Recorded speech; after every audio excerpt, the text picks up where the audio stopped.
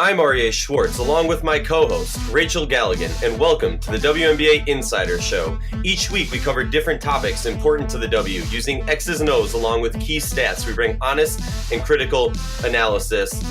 I'm super excited today because, as many of the big names that we've had on the show before, we've never had somebody who has held this title. Head coach of the Atlanta Dream, Nicki Collen, welcome to the show, and thank you for joining us. Absolutely. Thanks for having me. Of course. So I think, a lot of people might have been shocked, might have opened their eyes and said, oh man, there's a big trade that just happened in the WNBA earlier today. And you guys were on one of the sides of the trade. Could you talk to me? I'm curious your feelings on what does Alex Bentley bring to your team that maybe the team didn't have before, or what she adds to what you already got going? Sure. Well, I had the chance to coach her in Connecticut, so certainly aware of her skill set. I just felt like when I look at our roster and I look at some of our struggles offensively at times, I just think she's someone where, even though she's really a true combo guard and can really, really score the basketball, I just think she's someone that, last year when she moved to the bench for us in Connecticut, she actually was a 3-to-1 assist turnover player and really did a good job off the bench last year at controlling tempo for us in Connecticut. And she's so explosive off the ball screen and plays fast, but she can really pass. And I think it's kind of underrated what a good passer she is off the dribble. And so I think for us, when I think about, Renee as our starting point guard and her ability to shoot the ball and kind of direct our team, the idea of being able to bring an Alex Bentley off the bench along with Brittany Sykes to continue to play really fast and for her to help create shots for some of our post players and some of our wings is really exciting to me. And then on the flip side, I truly believe she's one of the premier on-ball defenders in the league. Like, she just really can get into a ball handler, can really move her feet. And so she gives us a really good defensive presence as well. Coach, I want to get into your defensive side of things here in a second, but I was noticing statistically, you guys struggle for me on the three-point line. You're last in the league in three-point percentage, right at 28%, shooting it right now. Bentley overall is shooting 30% on the year, but as of late, these last 4 games, she's shooting above 40%, around 42%. Did her shooting ability, not that she's a premier shooter in the league, but did that have any play in that offensively? Yeah, it doesn't hurt. I mean, I really I certainly wanted a creative guard, and I think she's that. I think what Alex is kind of one of those instant offense type players, and she can really get it rolling from 3. She tends to, if she makes 1, she's bound to make 3 from the arc. She's really good in the pull-up game. It's always been, probably her greater strength. But she can create her own shot and she can create shots for others. And so, yeah, I think she gives us just more offense off the bench. We want to be a better 3-point shooting team. I'm okay, when we shoot 25 threes, even if our percentage isn't as high as I'd like it, because I think it does open up driving lanes when we start to stretch people and make them close out to us. So I'm looking back at your schedule, and you guys are such an intriguing team because you're like these silent assassins that can take down anybody any given night. And you do it on the defensive end of the floor. And the way you rebound the ball. You're one of the most disciplined teams in the league defensively. And you've been able to take down the Storm. You've been able to really, at this point, sweep Connecticut, which you were the team ultimately that stopped their hot streak at the beginning. You've beat the Lynx, the defending champions. And so I'm just curious from your perspective, and you guys talk about it so much, we hear about it so much. Is that something that, like, at the core of who you are as a coach, the way you wanted to build this team was, we are going to get it done on the defensive end of the floor? Well, I think you have to, when you looked at Atlanta in the past, and even when I took over the roster, you have to combine like who you are as a coach with what you inherit in terms of your roster. And then you certainly have the ability through free agency and the draft to add pieces. But, I felt like overnight we weren't going to become a great 3-point shooting team. Tiffany Hayes is going to make threes. But we're not going to rely on her to make threes to win games, consistently. And so you take what you've got and you build with that. And certainly my background as a defensive coordinator, I'm very comfortable building, the building blocks of a good defense. And so when we started in training camp, it was very basic. It was, here's how we're going to defend flare screens, and now let's do it. And here's how we're going to defend pin downs. Now here, let's do it. And here's how we're going to defend, and you really start to teach actions in ball screen defense. And so, while you certainly are going to game plan specifically for an opponent or a specific action with a specific team, with this shortened season and with so little true preparation, you're typically on a 1-day prep as opposed to some years where you get 2 days prep. They have to trust that they know how to guard actions if they don't know every play call and they don't know situationally. So, hey, they just set a flare screen. We know what we're doing. So we definitely wanted to build it with a base so they understood here's who we are. And then let's tweak it based on our opponent. So that's what we do. There's certainly, this is how we want to defend in the post and this is how we defend ball screens. But hey, against Phoenix, we want to make Camille Little beat us. So, our 4 defenders were deep and help side, and sometimes tag and grind her early and being ready to double her. And so you go game plan to game plan, but we definitely started with a base. And I found that to be really, really important that we have the discipline of a base defense. It's really interesting. I'm looking at blocks per game, and you guys are 0.1 behind the Phoenix Mercury, which I think is very underrated. You guys have an insane paint presence. Something I want to ask you, though, is what do you believe your biggest inconsistency is, or something that you need to improve most moving forward? Our ball movement. The ball sticks too much with us still. It certainly was a point of emphasis when I took the job. It's going to continue to be a point of emphasis. We have a team of players who can make plays and make plays on their own, and getting them to consistently trust the pass, trust the next action. Just because you can go get a shot doesn't mean that you should every time you touch the ball. So I think at times we don't get enough movement. We ball watch too much. We don't get into actions and have enough backside movement. And so, there are times when I see us start to do it. I mean, we really, we've tried to force some of that with certain sets that we run, like against Phoenix. Hey, we're going to run a lot of floppy against Phoenix because we really need to get them moving side to side, and we need to get Bonner on the move. We need to get Taurasi on the move. We need to, loop them into actions. And, I thought it was really effective for us, a lot of the floppy actions we were running because, it forces us to get into action rather than to get into isolations. We have players that are good in isolations, but it's not always the most fun basketball to watch. For the listeners, Coach, can we explain briefly a floppy action? All right, good. Let's explain floppy. So floppy action, you got your 2 wings starting out typically on your wing. You have your post kind of in the low to mid block area, and you basically cross your guards and use your posts to screen. So you're basically taking your guards and switching sides of the floor.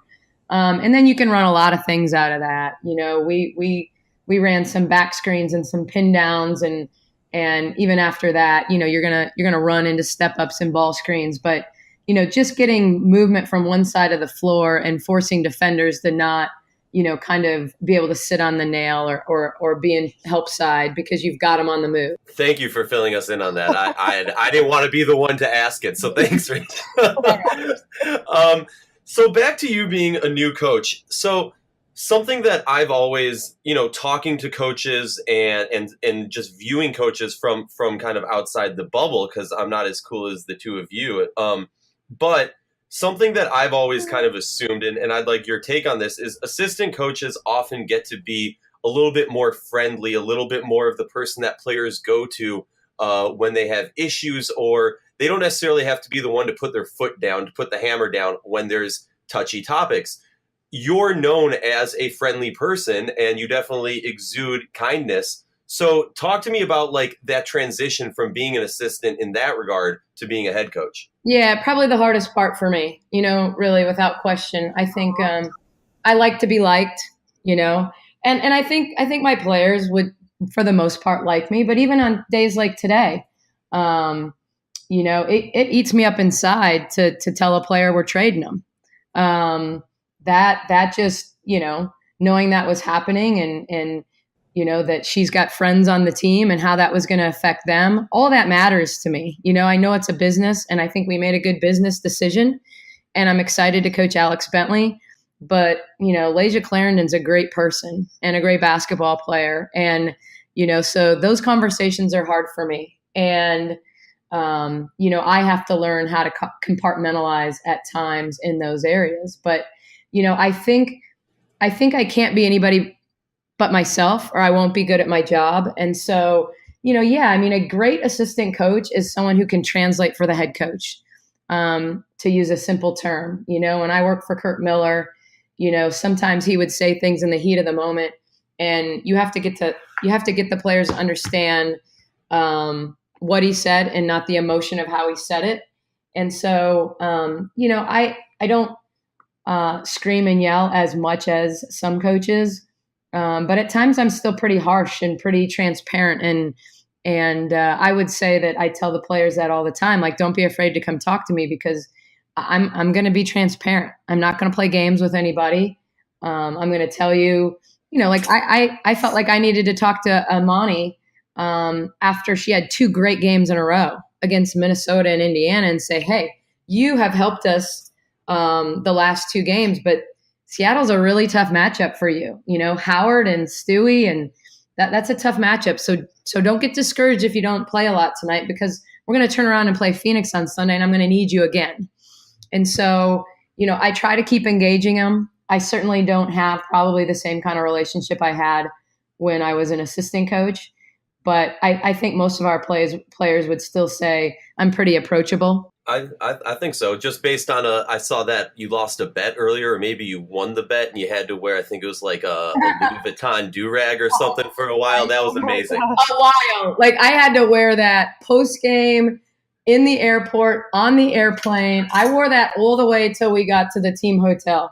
So talk amazing. About a trooper. It's like, that's like one of those lost the bet, really won the bet, because the whole point was, hey, if we go out and win this game, I'll do this. So it's more like winning a bet, but, looking like a fool in the midst of winning a bet. So something that I feel, as someone who has been a sports fan my whole life, does not get asked to head coaches in the WNBA nearly enough, especially new head coaches. In every league, when a new coach takes on, especially when, typically you're not taking on a team that just won a championship. So there's obviously some sort of a rebuild going on. Something I want to ask you is kind of, what's your 3-year plan? How many years do you feel it will take for this team to be, a perennial contender? Well, I think, we had so much progress. Like, I felt like our first year in Connecticut, to the point where, coming back last year in year 2, it was like super exciting to think about that team coming together. And then when Chene tore her Achilles before last year, it was kind of like, okay, well, now how are we going to be? Did that just put, a glitch in our plans? But I think when you look at Connecticut and you think about, had Alyssa Thomas not gotten injured, and where they would be right now and how they were playing with her in the lineup, I think it takes 2 to 3 years. Now, that's different than, say, a Seattle, when you've got a Sue Bird, as your leader, and she might not have 3 years, and there's so much talent there. Like, I don't know that we need 3 years here, but I think we're a little bit inconsistent still right now, because we're still kind of learning how to play together and learning to break some habits that, didn't happen overnight.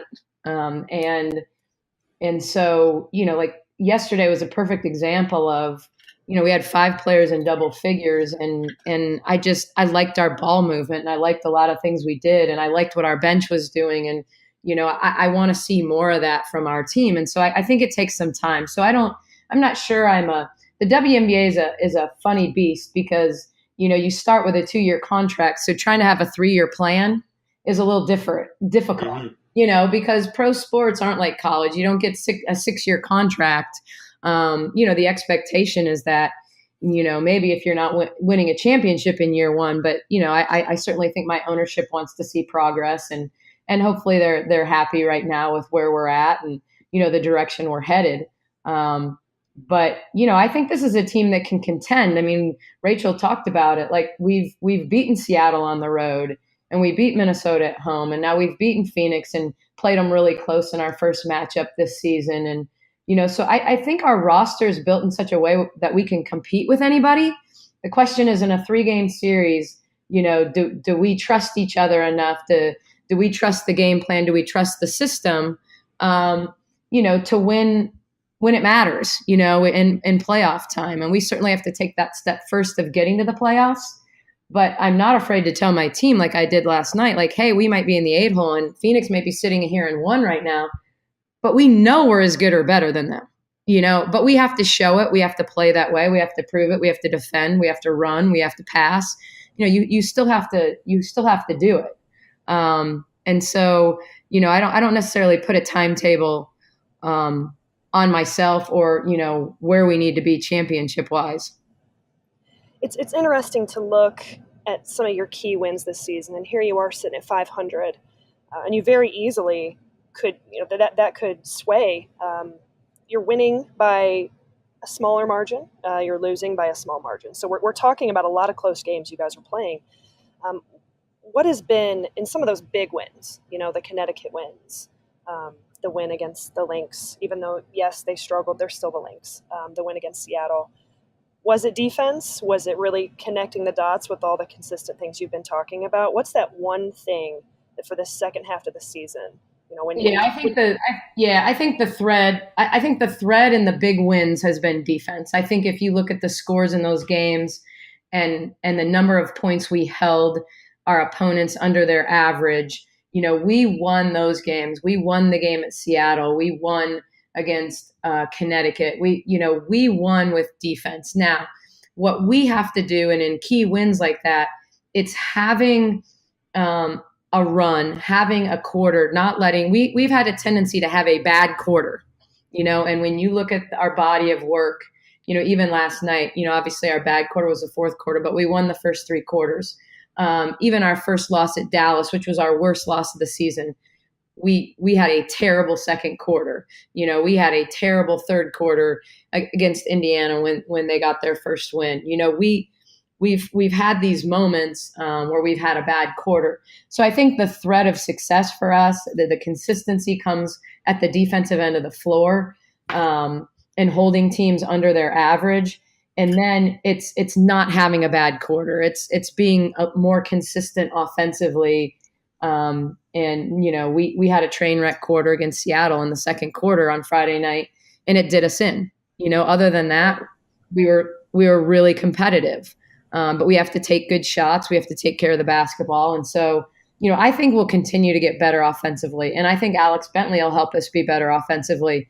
But we've got to always stay true to getting stops and taking our opponent's strengths away and, giving them one shot and really, kind of taking that approach that we're not a team that's just going to outscore everybody. We got to defend them and then be smart in our execution. And putting together an entire 40-minute correct effort. So moving ahead, you guys have a big time matchup on Wednesday as you head to Washington to take on the Mystics. Not an easy feat, as they are a very talented team who, have been playing at a pretty high level right now. How do you stop Deladon? What are the keys to that game to getting that win? Well, I think you have to make her score over you, which she certainly can do. But I think, you have to guard her without fouling. It's just, she's obviously special when it comes to getting to the foul line, and she's not going to miss there. So you have to take her tendencies away. You have to sit on her left hand. And when she jabs, you can't go for the jab because that's all she needs to get to her left hand. And then you have to pick her up early in transition. So she can't just dribble into her threes, and with them, it's really a Deladon Tolliver thing. It's because they both can really, get cooking from the arc, and Atkins has obviously made them a better team because she's not only making shots, but she's a tremendous defender. She takes charges. She plays her butt off, so they play with a lot of energy. I think you can get shots against them, but they're a hard team to guard. I mean, their game against Seattle last night, I just got done watching for the second time, and just high level basketball. It's fun to watch. It's great for our league to see two teams that can just really shoot the basketball and move it and score. And so, it's going to take a monumental defensive effort. But I think, we have length at the 4 spot, and Breland is long and a capable defender.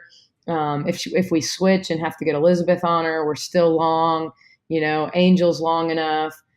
So, you can't let her pick her spots, when it comes to Deladon, and then you got to give them one shot.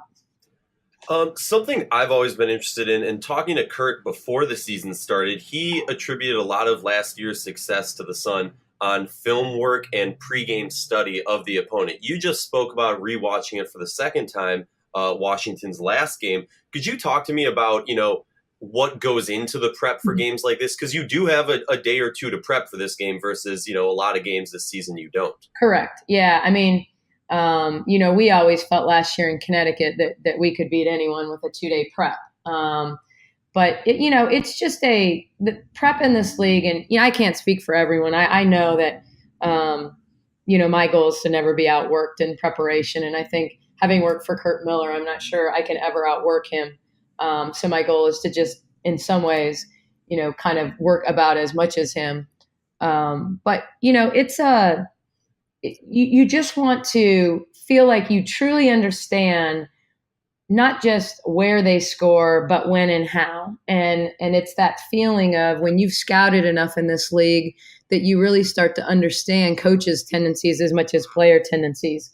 Because we're all guilty, of that, of, being creatures of habit, and so, when you play Chicago and it's a late game situation that Amber Stocks is going to run a hammer action, and get Sluty along the baseline and be looking for a drift pass or a crackback pass. And, so you just start to understand tendencies, and Washington doesn't have to run a lot of plays. They're very much an open floor team, and, they get in 2-man actions, and if they can keep the floor spread, it's really all about spacing for them. So can you congest? Can you bother their spacing? Can you keep players off their spots? Because that was the key for us against Phoenix. I mean, we knew that in the case of Taurasi, and even watching their last game, that off horns action, Taurasi got to the rim 4 times and got 2 and 1s. So our goal was like, hey, we're going to trap Taurasi on every ball screen. And she still made 5 threes off the ball screen. It just was, it's kind of mind boggling how good she is, but she didn't have a 2-point basket until late in the game, because we forced her to shoot it before the trap came, or to give it up, because she didn't beat us off the bounce. So what can you do to disrupt? I mean, you've got to disrupt players' timing and tendencies. So it's the same way when it comes to, a Tolliver or a Deladon. I feel like my IQ is like just shooting through the roof right now. Well, I was going to say, Nicki, if things don't work out in Atlanta, and I sure hope they do, we will give you a 6-year contract to be on the show with us. All right. So. I know that sometimes it's kind of like, I hope I'm using enough layman's terms that people understand. You are. But I really think that, the talent in this league is so crazy, that, if you don't do something to disrupt people, you're in trouble. I mean, you're just in trouble. So if you don't have the kind of team that necessarily can always just run around and outscore people, then you got to outwork them. You got to outthink them. You got to, when we lost to Seattle, I mean, my press conference was probably a little over the top, but my whole point was that I felt like for the first time all season that we did a poor job against Seattle of truly understanding what they were running and why they were running it. And I felt like we were behind the 8 ball all night. And, I just kind of was said, hey, when they call elbow, it's going to be an isolation for Clark or Stewie. And like, how are we getting posted up in that situation when we know it's coming? And so we're not going to let that happen against Phoenix. When Phoenix calls 4 down, by gosh, we're not going to be screened because it's a post play for Griner and everybody knows it. Right. So you can't, my whole point was, hey, you guys are pros and your job doesn't end when you leave the practice court. Yeah, we've watched it on video. Yes, we've walked through it on the floor. But, our video capabilities now and what we provide them and how we provide it to them, there's just no reason for them to not know what's coming. And especially when your coach is yelling, hey, they just called elbow. And so I really challenged our team after our Seattle loss that I don't want to see that again. I don't want to look like a team that is unprepared, because I feel like that makes me a bad coach because I have not done a good job preparing you. So, we all gotta put in a little more work. Coach, tremendous insight. I mean, just completely invaluable for us, for the listeners. Just so great to get to hear just kind of your vision, the way you're running the Dream organization. It's just tremendous. I want to completely switch gears on you here, and just talk about the superwoman aspect of what you're doing as a wife, as a mother to 3 beautiful children, and just juggling all of that. We were talking about it briefly before we started recording, and your kids are at an age where they can really appreciate what you're doing and are embracing it, but they're also extremely busy, and you're extremely busy. Talk to me about that and just everything you're juggling at pivotal times in their ages right now, along with what you're trying to do with the Dream. I mean, it's incredible what you're able to do. Well, I've said, from the beginning, my career path really didn't go in a straight line, and it was choices I made and along the way, and being the spouse of a coach and someone who was 20 years older than me and established in the business. It wasn't one of those things where, I was an assistant coach and just kept elevating and getting better jobs and then became a head coach. It just, my path meandered, but, I've kind of always believed things happen for a reason, and just feel incredibly lucky that, I'm able to be a mom. And, the beauty of the WNBA is that the summer is insane. And, literally, I think the only thing I know outside of the WNBA and the standings and the records and the stats in the league is that, the soccer team rescue in Thailand. And I think other than that, I really have zero clue about any current events in the world, because you get so focused on this season, and this season being more intense than any other. But, I think I kind of paid my dues and waited my turn. But was really ready to be a head coach when I became one. And it's a really cool time for my family and my kids, because when they were little, they got to see their dad be a head coach and their mom, be on the bench some, but still be at home. And now, I really think it's really cool to see the pride in their eyes after a game, and when they get to come in the locker room and kind of be a part of the celebration and watch me at a press conference. Because I want to be someone that not just my girls, but even my son, look up and say, yeah, I can do whatever I want professionally. And, none of my kids play basketball, which is crazy, but they're all super involved in sports. And the beauty of the WNBA is we have an off season. And so I'm a little bit more like a stay-at-home mom in the off season. I certainly have jobs to do, but I work from home and can scout a lot from home. And so it's kind of a cool opportunity to be really involved in their school life. And, I've got a daughter who rides horses and does competitive cheer. My son's into lacrosse and soccer. My other daughter's into lacrosse and anything else that you put in front of her. And so, it's kind of this cool balance that is even harder, I think, in the college profession because of the calendar. And so as tough as the summers are, it's a really cool opportunity for me as a mom to be able to do a little bit of everything. I'm still catching up with all the basketball knowledge you just dropped on me.